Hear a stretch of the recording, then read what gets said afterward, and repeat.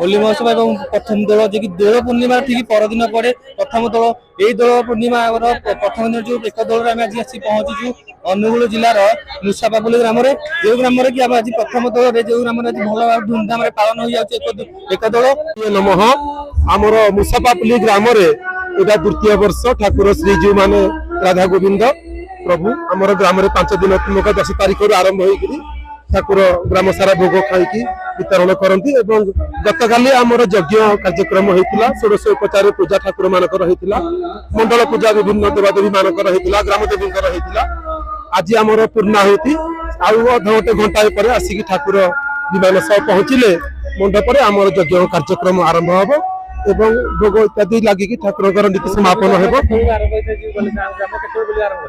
संध्या 7-8 बेलू आम आरंभ हुए राति 11-12 पर्यंत चले पाख ग्राम मान रंतली ग्राम भी आम विमान सहित आम पूजा करने भी जाऊ सब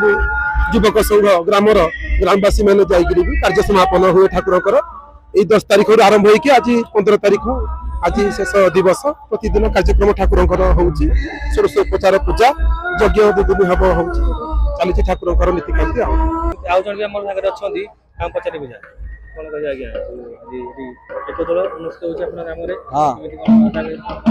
पूर्व पुरुष चली चली आसी सुरखुरी भल भी हो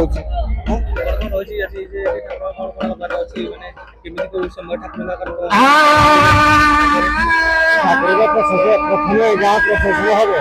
प्रशासन आसला मंडप बसवे आरंभ हम अनुगुल सूर्यनारायण बेहरा रिपोर्ट स्वाधिकार न्यूज।